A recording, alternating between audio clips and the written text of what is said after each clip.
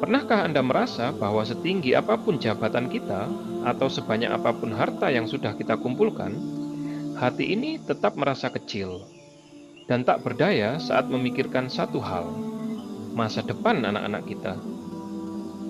Di tengah dunia yang larinya semakin kencang dan penuh fitnah ini, ada satu ruang sunyi di mana kekhawatiran itu sering tumpah menjadi air mata. Ruang itu bernama sujud. Mari kita bicara jujur, dari hati ke hati sebagai sesama orang tua. Assalamualaikum warahmatullahi wabarakatuh. Segala puji bagi Allah, Zat yang memiliki samudera kasih sayang tanpa batas, yang masih memberikan kita napas untuk terus memperbaiki diri.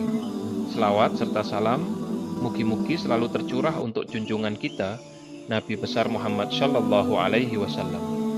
Allahumma sholli ala Sayyidina Muhammad wa ala ali Sayyidina Muhammad. Penuwun sewu, sedulur, izinkan saya tanya satu hal yang mungkin bikin dada kita sedikit sesak kalau dibahas. Pernah tidak, pas lagi khusyuk-khusyuknya sujud dalam sholat, tiba-tiba terbayang wajah anak-anak kita? Bayangan wajah mungil yang dulu sering lari-lari riang di ruang tamu, yang tangannya dulu tak pernah lepas menggenggam baju kita, sekarang tahu-tahu sudah tumbuh besar. Mereka sudah mulai punya dunia sendiri, teman sendiri, bahkan kesibukan yang mungkin kita tidak tahu sepenuhnya. Kadang, dalam diam kita sering membatin penuh cemas. Apa mereka baik-baik saja di luar sana? Gimana nanti masa depannya? Siapa yang bakal jagain mereka kalau suatu saat nanti saya sudah tidak ada di dunia ini? Kita ini sudah kerja banting tulang siang malam, peras keringat sampai habis tenaga demi memberikan yang terbaik buat mereka. Tapi jujur saja, sedulur, tenaga dan jangkauan mata kita itu ada batasnya. Kita tidak bisa mengawasi mereka 24 jam penuh. Namun, di sujud itulah kita diingatkan bahwa kita bukan penjaga sejati. Penjaga yang paling sempurna itu cuma satu, Allah Ta'ala.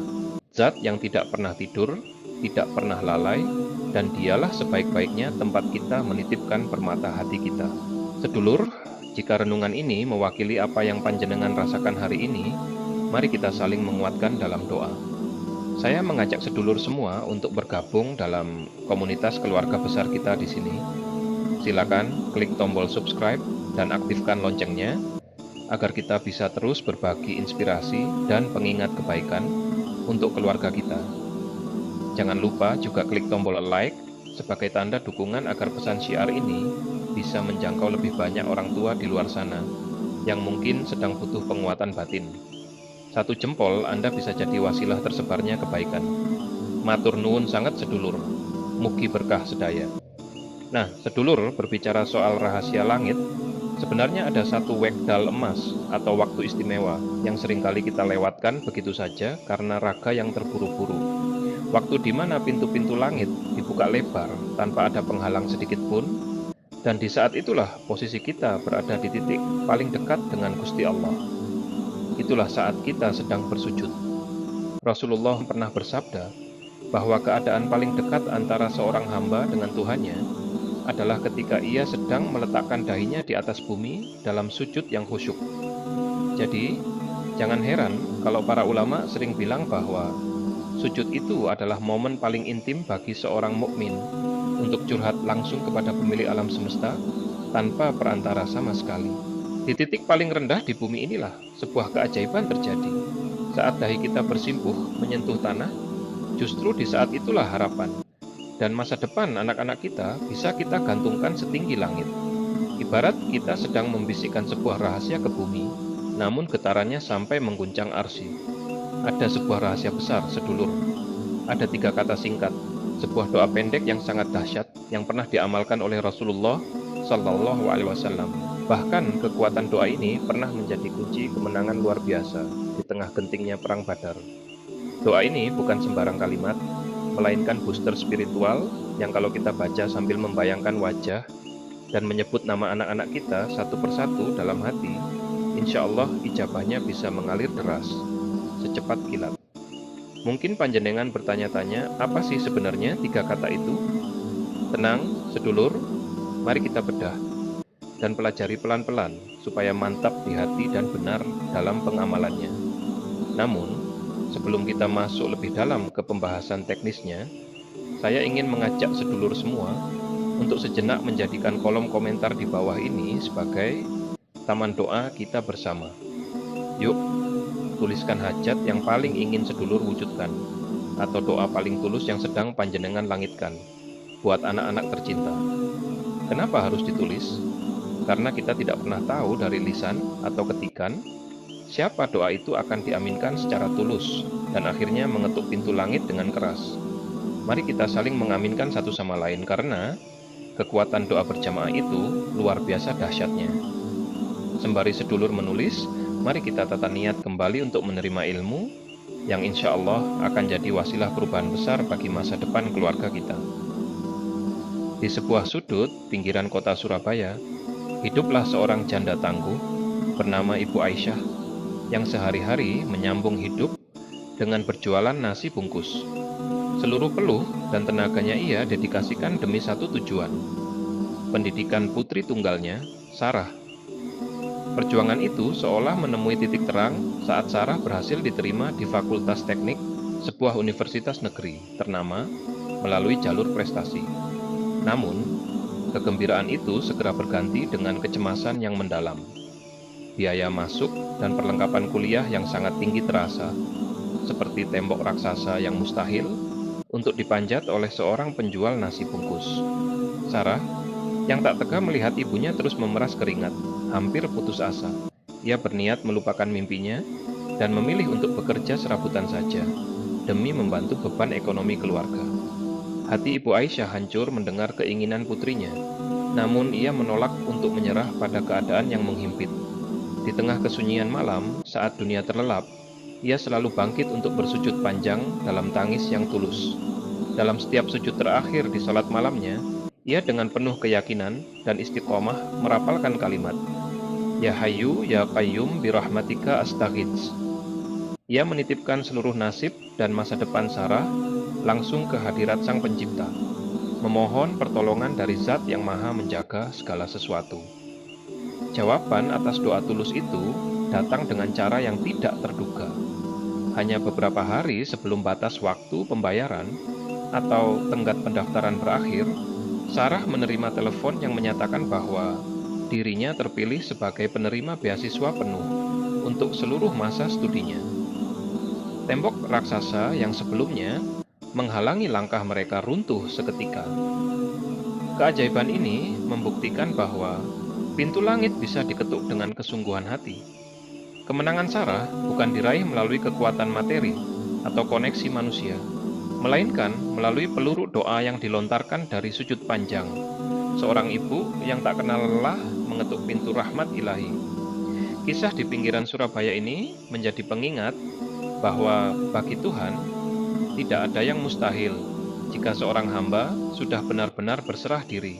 Penerapan amalan ini menuntut ketelitian teknis agar esensi ibadah tetap terjaga tanpa melanggar rukun sholat.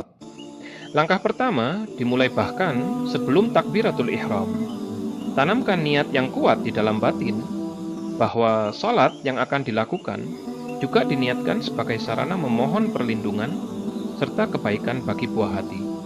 Saat mencapai posisi sujud terakhir, lakukanlah dengan sikap sempurna dan penuh ketenangan atau tumanina. Jangan terburu-buru untuk bangkit. Mulailah dengan membaca tasbih sujud sebagaimana tuntunan standar dalam sholat sebanyak 3 kali. Setelah tasbih selesai, lanjutkan dengan membaca doa. Ya Hayyu Ya Qayyum birahmatika astaghits. Di dalam hati minimal sebanyak 3 kali. Secara teknis, sangat penting untuk merapalkan kalimat ini hanya di dalam hati, tanpa menggerakkan lidah atau bibir sedikit pun agar tidak membatalkan sholat. Biarkan maknanya meresap sebagai bentuk permohonan pertolongan kepada Zat yang Maha Hidup lagi Maha Mandiri. Dalam posisi sujud yang sama, sebutkanlah nama anak-anak Anda satu persatu di dalam batin. Sampaikan doa-doa spesifik untuk mereka, seperti kekuatan iman, kesalehan, hingga kesuksesan dunia dan akhirat, seolah Anda sedang menitipkan mereka langsung ke dalam penjagaan Sang Pencipta. Kunci utama dari amalan ini adalah istiqamah atau konsistensi yang terus-menerus. Keajaiban doa seringkali lahir dari ketekunan yang tak terputus, bukan hanya dari 1 atau 2 kali percobaan saja.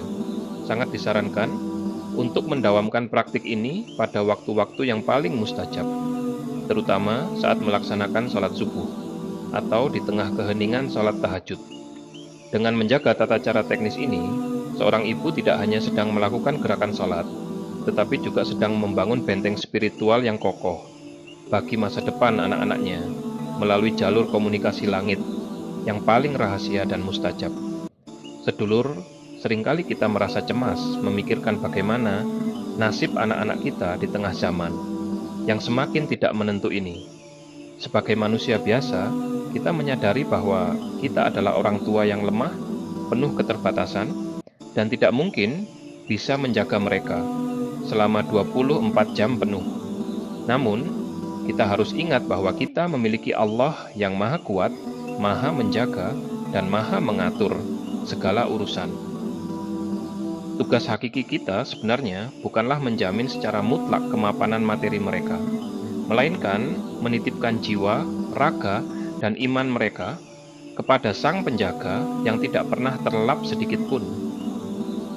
Mulai hari ini, mari kita ubah setiap rakaat menjadi jembatan komunikasi dengan langit. Jangan lagi sia-siakan momen emas pada sujud terakhir. Panjenengan hanya dengan gerakan rutinitas tanpa makna. Gunakanlah waktu paling dekat antara seorang hamba dan penciptanya itu untuk menumpahkan segala harapan dan melangitkan doa-doa terbaik bagi buah hati. Biarkanlah sajadah yang kita tempati setiap hari menjadi saksi bisu atas ketulusan cinta, kepedulian, dan air mata kita demi keselamatan masa depan anak-anak. Kemenangan sejati seorang anak seringkali bukan lahir dari fasilitas mewah yang kita berikan, melainkan dari peluru doa yang terus kita lepaskan dalam sujud-sujud panjang kita. Mugi-mugi setiap doa tulus kita menjadi wasilah agar anak cucu kita tumbuh menjadi penyejuk mata, qurrata a'yun, dan menjadi penyelamat bagi kita kelak di akhirat. Jika panjenengan merasa pesan ini bermanfaat dan membawa ketenangan, mari dukung channel ini untuk terus menebar kebaikan dengan cara klik tombol subscribe dan aktifkan lonceng notifikasinya. Jangan lupa berikan like dan share video ini ke grup keluarga, sahabat, atau rekan sesama orang tua, agar pesan ini menjadi amal jariyah yang pahalanya terus mengalir untuk kita semua. Terima kasih atas dukungan panjenengan.